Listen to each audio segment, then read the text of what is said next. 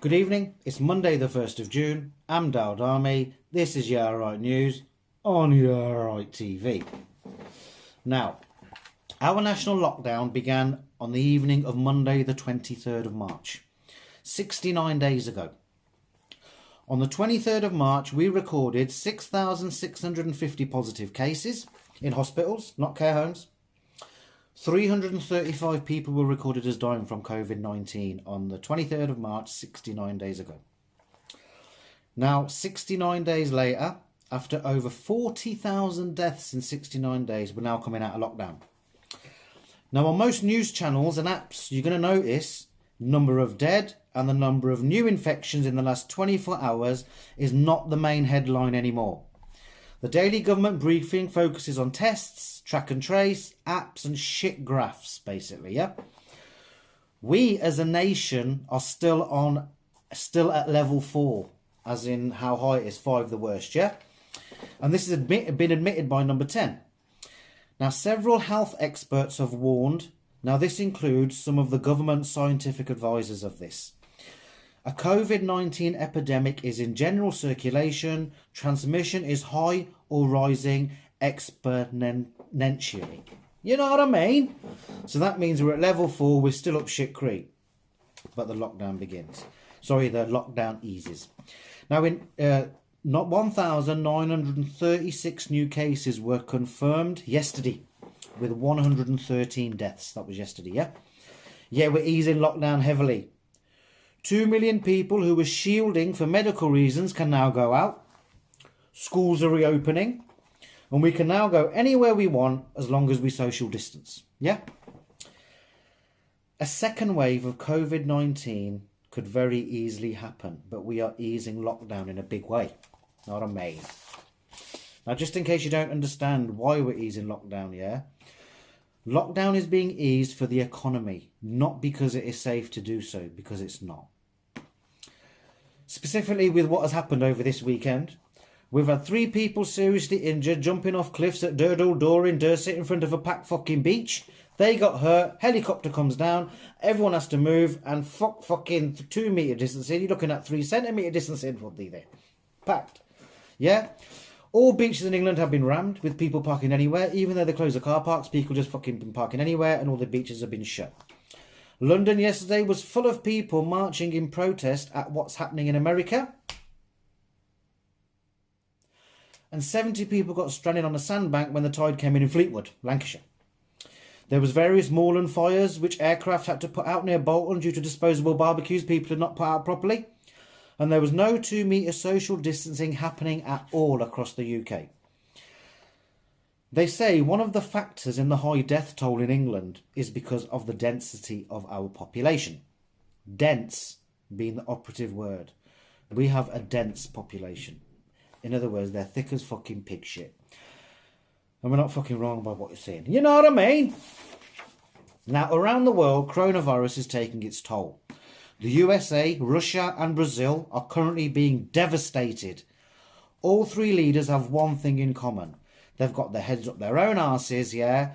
They refuse to accept what the fuck's going on. There's no empathy there. They're just a bunch of fuddles. And the way they're handling it, thousands and thousands are continuing to die. Now, the UK, with these 3 massive, large, highly populated countries, is in the top 4 worst hit in the world. Food for thought, yeah? Our small country is up there with USA, Brazil and Russia as the 4 worst hit countries in the world, basically. You know what I mean? It's our government who's at fault for all of this because they're a bunch of wankers. You know what I'm saying? Sometimes, people, you got to swear. Right then, now let's see what's happening in America, for fuck's sake. What the fuck's happening in America? There's 103,000 dead from COVID-19. It's still spreading really, really heavily, but they've released lockdown because the economy is more important. And then an innocent black man is killed by police, and everyone takes to the streets to protest. Now, the people protesting are mainly black people because it was a black person who got killed. And they're fighting, saying that Black Lives Matter. Unfortunately, they're marching with no social distancing, but that's partly the government's fault for not giving them clear enough direction. But yet, black and ethnic minorities are 30% more likely to die from COVID-19. So they're marching all close together. It's as if the government would like them all to die. You know what I'm saying? Now, protests, we understand. The way black people are treated by the police is a disgrace and it needs addressing. But then you start fucking rioting and looting, for fuck's sake. By doing that, the reasons behind the protests are pushed aside and the focus becomes black people rioting and looting. And that is what's all over the news. Everything you see is all about the black people rioting and looting. And therefore the black stereotyping will continue.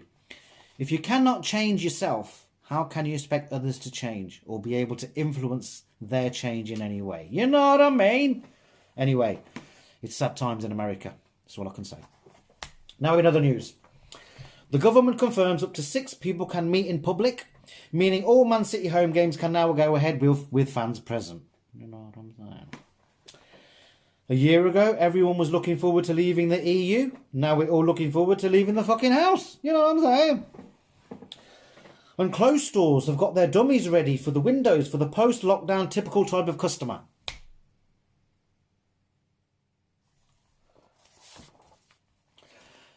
And the post-lockdown Where's Wally book has been released today. And new social distancing flights are launched from Gatwick and are readily available. And as after everyone is told that groups of up to 6 can meet in public, the 7 dwarfs fall out because one of them ain't fucking happy. You know what I'm saying?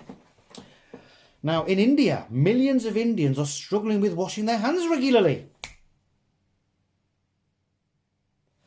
And as the coronavirus eases, we are warned that the bigger, badder Carlsberg virus is what we should be concerned about.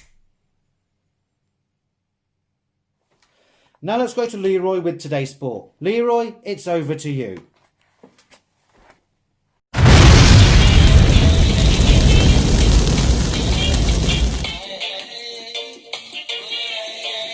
Wagwan! This Leroy with today's spot. Me have a nice holiday and now me back nice and fresh, ready to talk to you about the spot. Ya Bumberclads. Now in the Bundesliga, Bayern Munich are odds on to win the league after they bust up Dortmund Tuesday 1-0 and busted up 5-0 the weekend, the pussy holes. Me horse racing be back in Newcastle. Horse racing. No, I'm saying. And the Premier League due back in the middle of June. In the middle of June, the Premier League back. Man United extend Odion Ighalo contract by 6 months. And finally, cricket is due back as my brethren, the West Indies play England here in the UK at the end of the month. No, I'm saying. And finally, one day me teacher say, give me a sentence with the word beans. So one girl them say, I like beans on toast. The second girl them say, me father grow beans. Teacher asked me say, we are human beings. Boom, boom, boom, boom. Now that boy, back over to your pussy Bumberclads. Thanks for that, Leroy. Now for our thought for the day. If you haven't put on at least a stone, got a serious drink problem, got hair that looks like it's from the fucking 1970s, then you haven't taken lockdown serious enough, Thalil. Now let's do some shout-outs. Cammy in Cardiff, my niece. Cammy in Cardiff, it's her birthday today, so happy birthday, Cammy, from your boys. You know what I'm saying? They contacted me to give you a big up. So happy birthday, Cammy. Jagajat would like to say big up to all his fans. Contacted him, where was he Saturday? He was on holiday, but he promises you all he'll be back this Saturday, you know what I'm saying? Hubs, Jay and Sreya would like to wish their lovely Kay a happy birthday. And Paul would like to shout out the love of his life, Rihanna. Bal would like to tell Perm that although he can be a bit of a fuddle sometimes, he loves her loads. And finally, a shout out to all our subscribers to Yeah Right TV. You all give us the motivation to keep you all entertained and for us to keep going. I'm Dow Darling. This is Yeah Right News on Yeah Right TV. Yeah, right.